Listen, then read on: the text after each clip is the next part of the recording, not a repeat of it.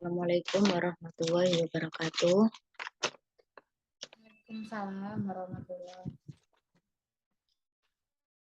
Kepada yang terhormat Ibu Emi Rosnawati SHMH, kepada yang terhormat Bapak Rifki Ridho SHMH, kepada Ibu Nur Fatimah Mediawati SHMH. Saya Sylvia Octavia akan mempresentasikan tentang analisis yuridis putusan Pengadilan Negeri Tenggarong nomor 29 pidana khusus anak 2017 Pengadilan Negeri Tenggarong tentang anak sebagai pelaku tindak pidana kekerasan seksual. Kasus tindak pidana yang melibatkan anak sangat sering terjadi. Salah satunya yaitu kasus kekerasan seksual yang melakukan oleh anak di bawah umur. Hal tersebut dapat terjadi berbagai alasan. Salah satunya karena kurangnya pengawasan dari orang tua, akses pendidikan seksual yang kurang memadai bagi anak, dan juga kurangnya kontrol atas perkembangan teknologi dalam penggunaan internet. Kasus tindak pidana kekerasan seksual yang melibatkan anak sebagai pelaku salah satunya terjadi pada tahun 2017 di Tenggarong. Tersangka yang merupakan anak di bawah umur diketahui melakukan perbuatan kekerasan seksual. Rumusan masalah, bagaimana analisis yuridis putusan Pengadilan Negeri nomor 29 pidana khusus anak 2017 Pengadilan Negeri Tenggarong terhadap anak sebagai pelaku tindak pidana kekerasan seksual.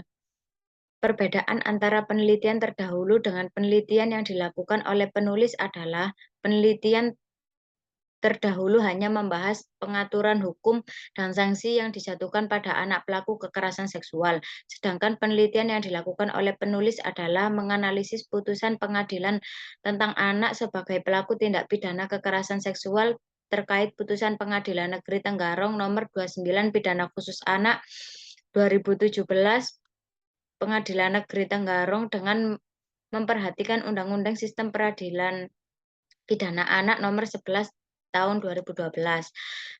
Metode penelitian ini menggunakan jenis yuridis normatif. Pendekatan masalah yang digunakan pada penelitian ini adalah case approach.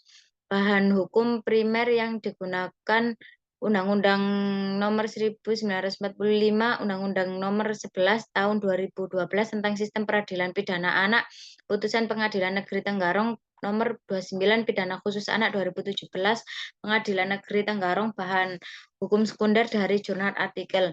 Analisis bahan hukum yang digunakan adalah analisis penalaran induksi. Pembahasan tuntutan jaksa penuntut umum. Dalam tuntutan jaksa penuntut umum menuntut anak sebagai hal berikut: menyatakan anak terdakwa telah terbukti secara sah dan bersalah melakukan tindak pidana pada pasal 76E Jo Pasal 82 Nomor 1 Undang-Undang Nomor 35 Tahun 2014 tentang Perlindungan Anak, menjatuhkan pidana terhadap anak terdakwa dengan pidana penjara selama 1 tahun dan 6 bulan di LPKA Tenggarong dan denda 60 juta, subsidiar 2 bulan kurungan. Pertimbangan hukum menimbang bahwa perbuatan anak telah memenuhi unsur pada pasal 76E Jo pada 82 ayat 1 Undang-Undang Nomor 35 Tahun 2014 tentang Perlindungan Anak. Jo pasal 65 KUHP, maka anak terbukti secara sah dan bersalah melakukan tindak pidana beberapa kali dengan sengaja memaksa anak melakukan tindakan cabul. Tabel perbandingan sistem pemidanaan anak berkonflik dengan hukum dan pelaku dewasa sebagai berikut. Pelaku dewasa, satu pelaku dewasa pemidanaan berdasar pada Kitab Undang-Undang Hukum Pidana KUHP. Pelaku anak, anak berkonflik dengan hukum pelaku anak pemidanaan berdasar pada Undang-Undang Nomor 11 Tahun 2012 tentang Sistem Peradilan Pidana Anak. 2. Pada pelaku dewasa, upaya terakhir dalam pemidanaan adalah hukuman mati. Pada pelaku anak, upaya terakhir dalam pemidanaan adalah penjara, tidak boleh hukuman mati atau penjara seumur hidup. Pidana KUHP, Pasal 10 KUHP jenis-jenis sanksi pemidanaan klarifikasi menjadi dua, yaitu pidana pokok dan pidana tambahan, yaitu berupa pidana penjara, denda, apabila tidak membayar denda maka diganti dengan pidana kurungan.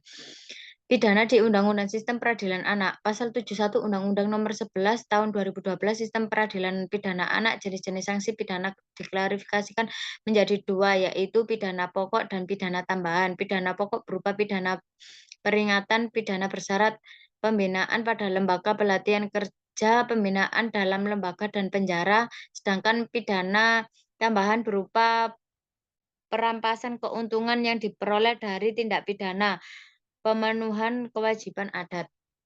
Putusan Hakim Yohanes Tibanama telah terbukti secara sah dan meyakinkan bersalah melakukan tindak pidana beberapa kali memaksa anak melakukan perbuatan cabul dengannya. Oleh karena perbuatan tersebut, Yohanes dijatuhi pidana penjara selama 1 tahun 6 bulan di Lembaga Pembinaan Khusus Anak LPKA Samarinda di Tenggarong dan denda sebesar 60 juta. Subsidiair 2 bulan kurungan. Analisis, maka penulis tidak sependapat dengan pertimbangan hakim berdasar pada teori WJS Perdana Minto bahwa keadilan berarti tidak berat sebelah dan hakim dalam mengadili tidak bedakan maupun berpihak. Maka dari teori tersebut pertimbangan hakim dirasa tidak berdasar pada keadilan dalam penjatuhan sanksi pidana tidak sesuai dengan ketentuan pada pasal 71 ayat 3 Undang-Undang Sistem Peradilan Anak, belum sesuai dengan pemenuhan hak anak dalam proses peradilan dan pemidanaan anak, asas menghindar anak dan dari penjatuhan denda pada anak serta pada terdakwa Yohanes dijatuhi pidana penjara dan pidana kurungan untuk menggantikan pidana denda. Yang keduanya sama-sama merupakan jenis pidana yang tidak boleh dijatuhkan terhadap diri anak. Kesimpulan, penulis tidak sependapat dengan pertimbangan hakim dalam penjatuhan sanksi pidana pada putusan Hakim Pengadilan Negeri Tenggarong nomor 29 pidana khusus anak 2017 pidana Pengadilan Negeri Tenggarong karena tidak sesuai dengan Undang-Undang Sistem Peradilan Pidana Anak. Pidana yang diterapkan oleh hakim pada anak berupa pidana penjara, denda kurungan apabila anak tidak dapat membayar denda karena pada pasal 71 ayat 3 pidana denda tidak dapat dikenakan pada anak, hanya dapat dikenakan pelatihan kerja di lembaga penyelenggaraan kesejahteraan sosial. Terima kasih. Sekian dari saya.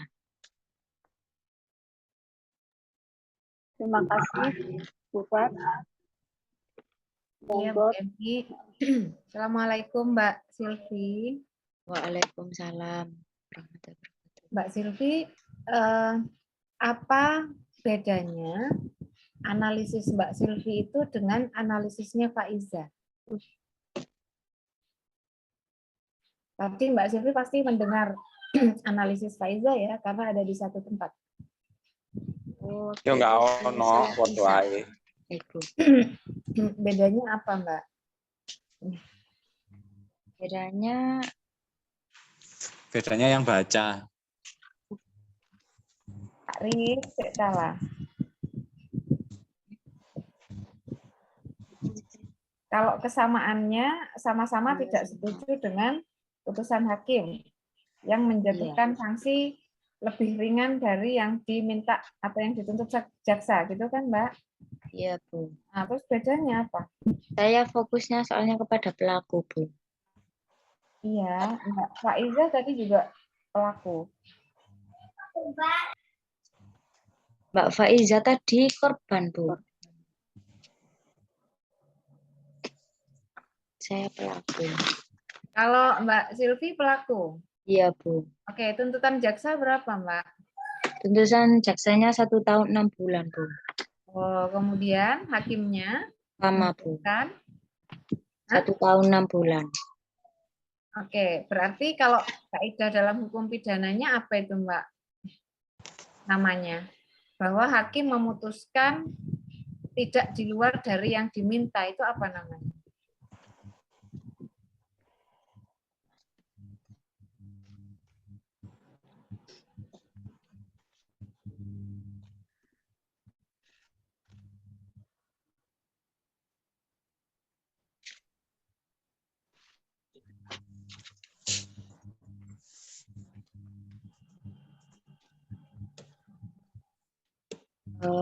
Kalau di putusan hakim itu pidana penjara tidak di LPKA, Bu.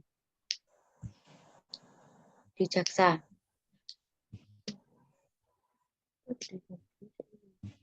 Kenapa, Mbak?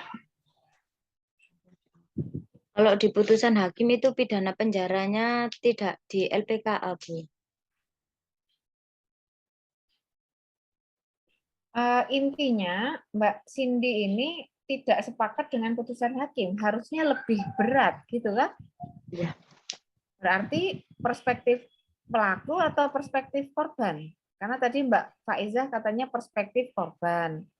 Terus Lebih Mbak ringan, Cindy Bu. perspektif pelaku.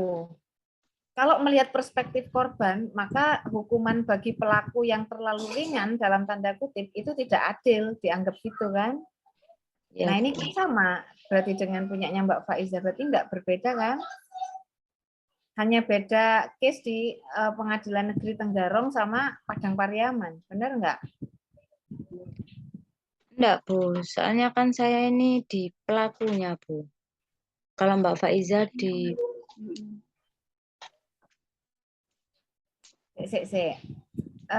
Perspektif keadilan bagi pelaku sama perspektif keadilan bagi korban ada bedanya nggak, Mbak? ada, Bu. Sejauh apa Mbak Silvi bisa menerangkan itu? Ada, Bu. Apa?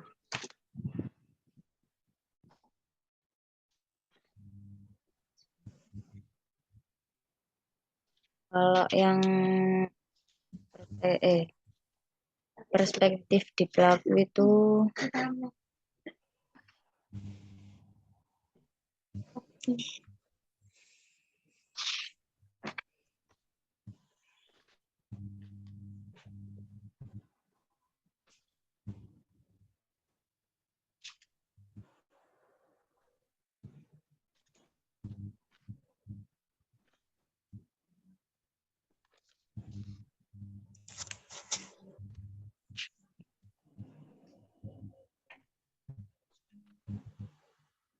penjatuhan sanksi pidana pada putusan hakim tidak sesuai dengan Undang-Undang Sistem Peradilan Pidana.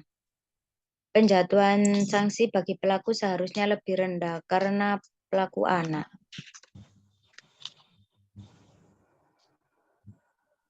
Oh, berarti Mbak Silvi ini bedanya dengan Mbak Faiza seharusnya nggak 1 tahun 6 bulan gitu ya? Kalau di ketentuan undang-undangnya harusnya berapa, Mbak? Kalau di undang-undangnya itu Separuh dari orang dewasa berapa?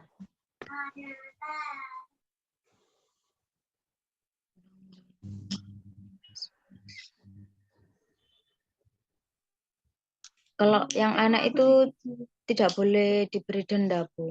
Dan kurungan itu tadi yang 2 bulan, kurungan 2 bulan tadi. Bolehnya apa, Mbak? Bolehnya cuman di 1 tahun 6 bulan di LPKA itu, Bu. Pelatihan kerja. Kan tadi kan ada dendanya 60 juta sama kurungan 2 bulan.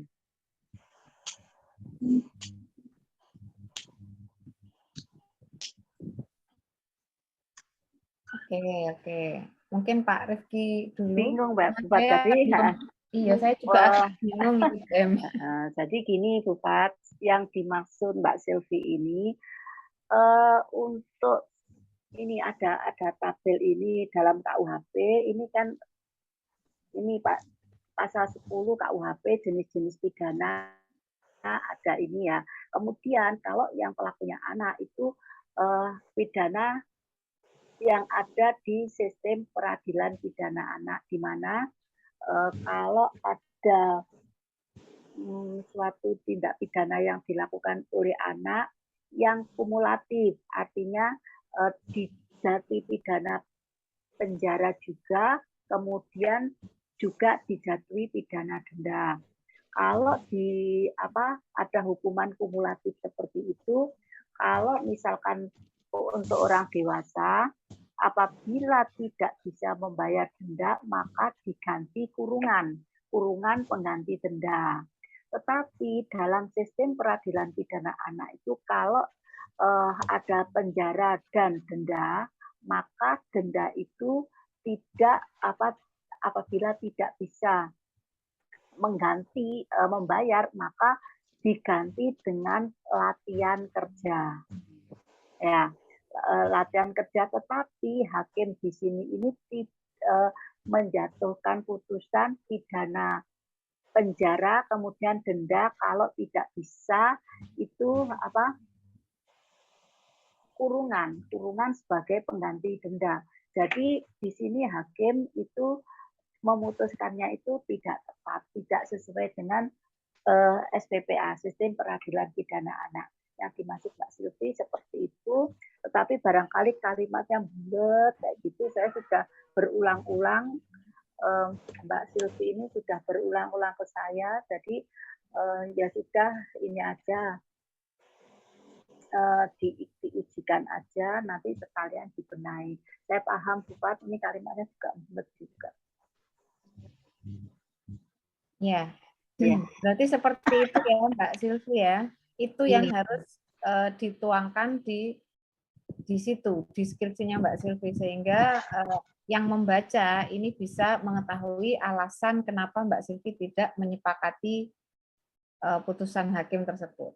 Kemudian yang kedua Mbak Silvi, di metode penelitian, di jenis penelitian itu Mbak Silvi menggunakan satu undang-undang. Tapi di bahan hukum primer ini menggunakan 3, yang salah satunya adalah UUD 45. Pertanyaan terakhir Bu Fat, apa kaitannya UUD 45 dengan kasus ini? Pasal berapa yang dipakai? Pasal nomor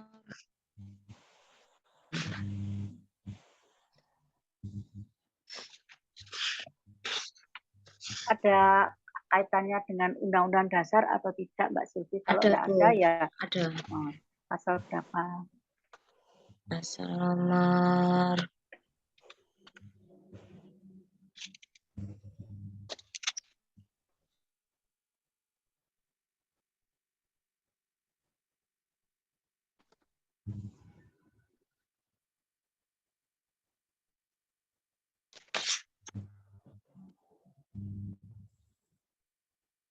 pasal nomor 28, Bu. Ininya seperti apa?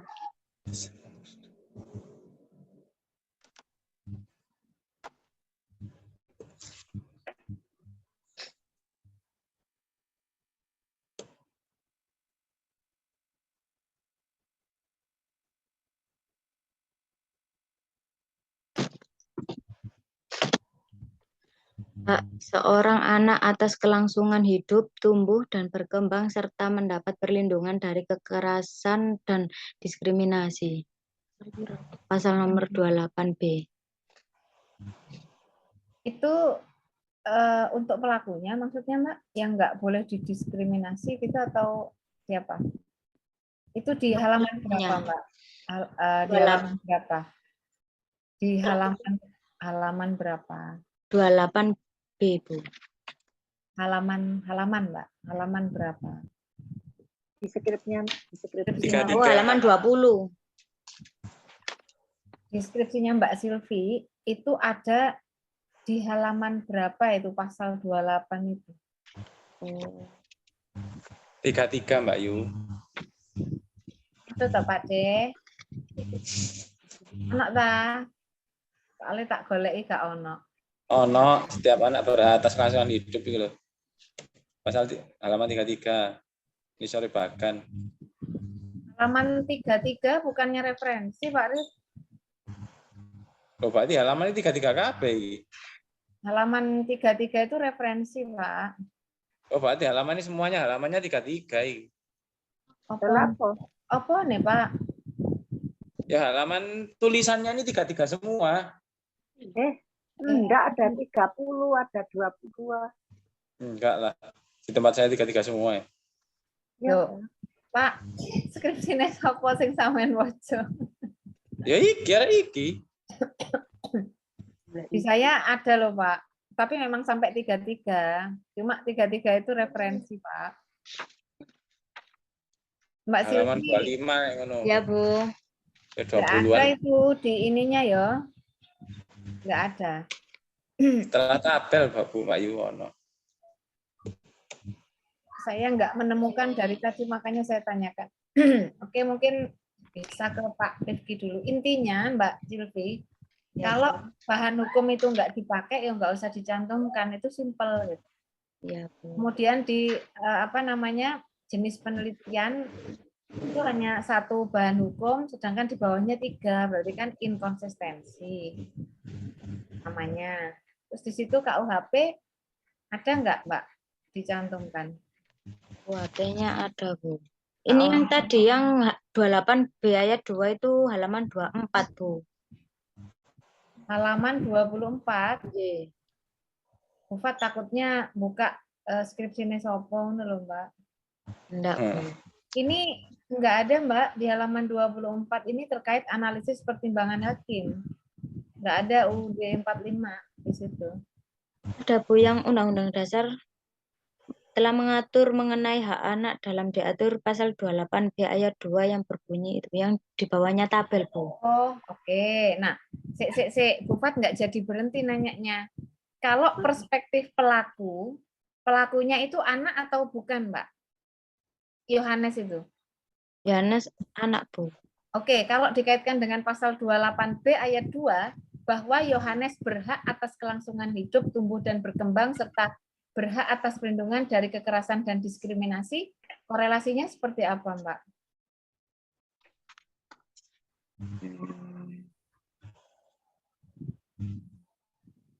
Apakah seharusnya Yohanes bebas gitu?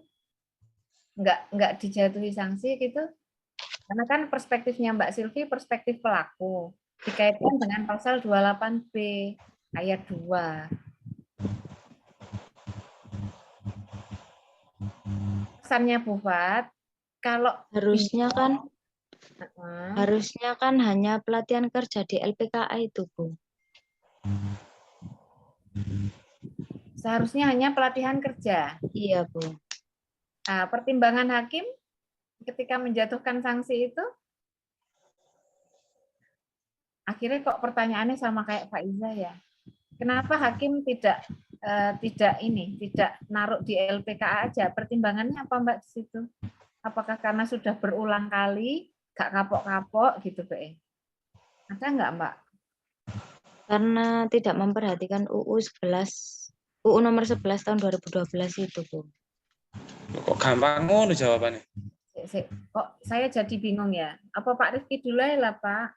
Intinya Mbak Silvi, Iya, Bu. analisis atau apa ya, dasar yang membingungkan Mbak Silvi nggak usah dipakai gitu aja. Jujur langsung ke apa itu Undang-Undang 11 tahun 2012 misalnya ya. Nggak usah kemana-mana, nanti malah bingung. Iya, Bu. Itu saran Bufat sih, Mbak. Monggo Pak Rifki. Ini dulu pernah saya tanyakan sebenarnya. Memang mulai dari awal sudah saya pertanyakan terkait dengan pentingnya putusan ini dikaji. Waktu itu saya masih ingat itu di ruang rapat lantai 4 kalau nggak salah. Lantai 2. Ruang rapat lantai 2. Sudah saya tanyakan, ini kan sampean presentasinya kan barengan sama Handi toh sebelum. Iya, Pak. Iya, sudah saya pertanyakan, waktu itu ada saran bagi saya untuk ya Pengganti. kalau memang nggak ada masalah substansial dari putusan ya nggak usah diangkat. Ya. Antara permohonan jaksa dan putusan hakim sama atau tidak, Mbak? Putusan hakim dan jaksa.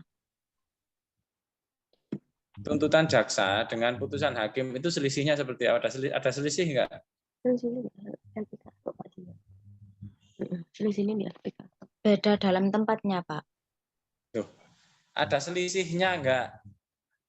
Ada. Selisihnya apa? Yang diminta jaksa apa?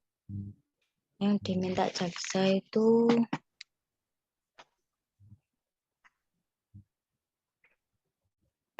Hukuman apa, Mbak? Yang kemarin Bu Emi yang itu loh, dihukum dengan pidana penjara berapa tahun? 1 tahun 6 bulan. Yang dikabulkan. Yang dikabulkan itu Terus denda enggak, Mbak? Itu denda di sana. 60 juta plus kurungan Yang 2 bulan. dikabulkan. Kenapa, Pak? Yang dikabulkan. Yang Hakimnya berapa? 1 tahun 6 bulan. Ya wis kan. Terus mintanya gimana? Kan di dalam Undang-Undang Nomor 11 tahun 2012 ini kan tidak boleh itu, Pak, tidak boleh ada denda, Pak, dan kurungan 2 bulan itu, Pak. Tidak boleh ada? Denda 60 juta plus Pertanyaan kurungan saya 2 bulan. sederhana, terus kemudian ada yang banding enggak?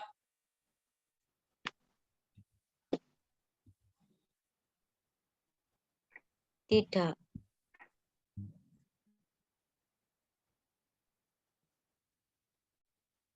Ada media yang memprotes itu enggak?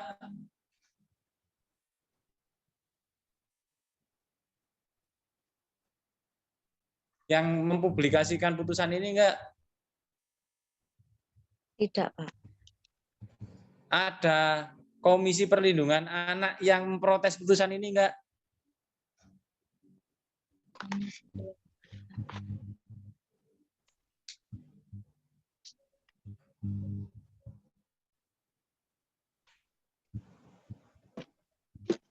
Mbak, Iya, Pak. ada?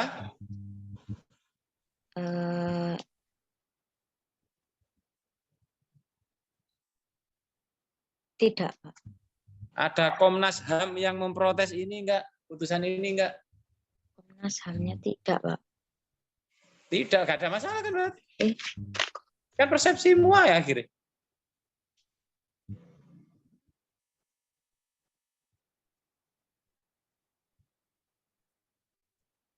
Keluarga pelaku, keluarga korban ada yang protes enggak sampai melapor ke Komnas HAM? Melapor ke Komnas Perlindungan Anak? Enggak kan?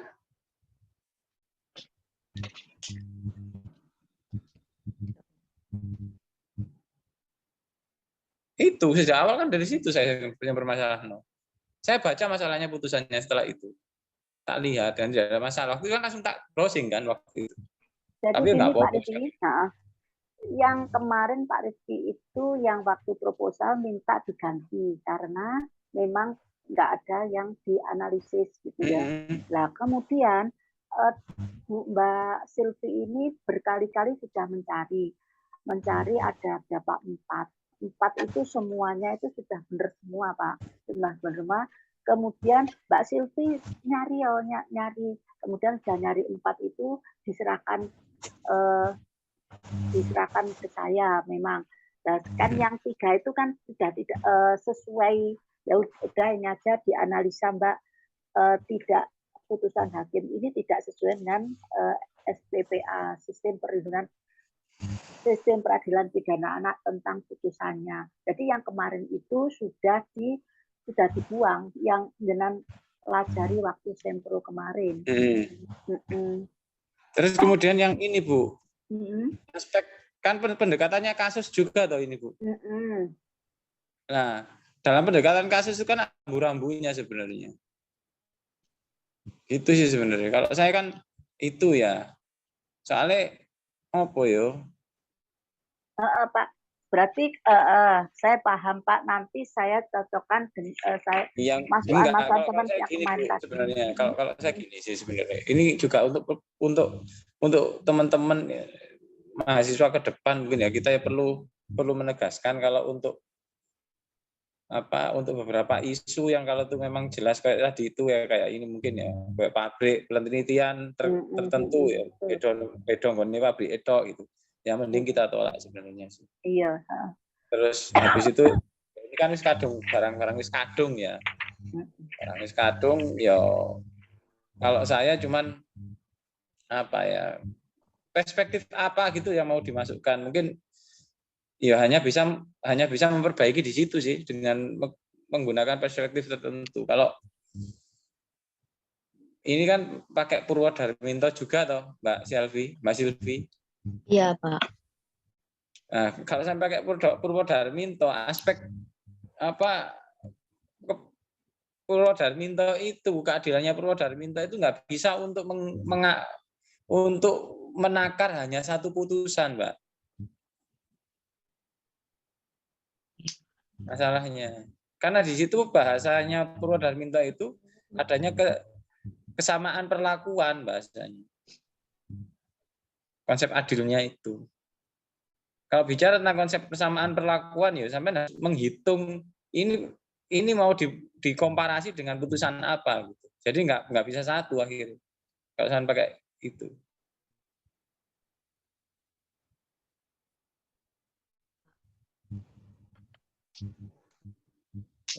Kalau pakai undang-undang dasar. Kalau pakai undang-undang dasar itu akan terlalu jauh. Soalnya kan pasti gini. Bahasa nanggone putusan itu kalau undang-undang itu batu ujinya undang-undang dasar.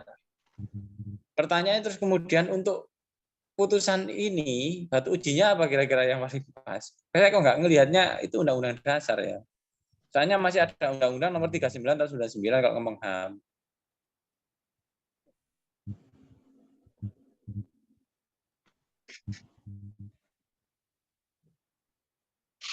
Terus kemudian ada undang-undang perlindungan anak tadi sampai ngomong tadi itu ya. Cuma terus kemudian konteksnya kan harus dianalisis secara sistemis ya. Gitu. Mana yang berlaku pada putusan ini harusnya. Nah, konsep mana yang berlaku pada putusan ini sampai harusnya menggunakan prinsip tertentu, ajaran hukum tertentu untuk menyatakan bahwa memang harusnya yang dipakai yang ini.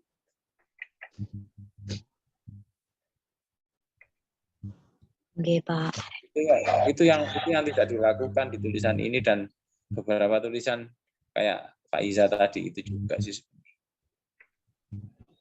Gitu sih kalau saya itu aja sih, Bu. Oke. Bu Fat, ada tambahan Bu Fat? Bu Fat Nggak nggak ada ada, ya? nggak ada Bu Ada. Eni. Jadi Mbak Silvi, intinya apa yang kita sampaikan, baik saya maupun Pak Rifki sebagai penguji, juga yang disampaikan Bu Eni, ini sesungguhnya untuk memperbaiki bagaimana artikel Mbak Silvi ini ke depan gitu ya. Jangan dimaknai bahwa waduh berarti skripsi saya nggak lulus atau apa. Nggak usah dimaknai seperti itu. Perbaiki semampunya karena memang sudah kita terlanjur sampai ke sini gitu kan, untuk merombak ke isu baru tidak mungkin. Ini harusnya jadi pembelajaran bahwa kita perlu kritis gitu ya. Jangan selalu sama dengan bestie-bestie kita gitu kan. Karena pada akhirnya ya kita nggak akan berbeda untuk melakukan sesuatu hal yang lebih baik ke depannya. Itu aja sih Mbak Silvi. Iya, Bu. Ya, delete hal-hal yang semakin membingungkan di situ, baik itu terkait sumber hukumnya atau yang lainnya. Itu kalau dari saya, Bu Emi. Bu Fat, Pak Rifki, mungkin ini nanti setelah ini ngomong-ngomong sebentar. Ya, Bu. Terima kasih Bu Fat, Bu Pak Rifki. Nanti Mbak Silvi diperbaiki sesuai dengan arahan Pak Rifki sama Bu Fat. Ya, semangat Mbak. Iya, Bu. Bisa live ya Mbak Silvi ya. Iya, Bu. Terima kasih. Assalamualaikum. Waalaikumsalam.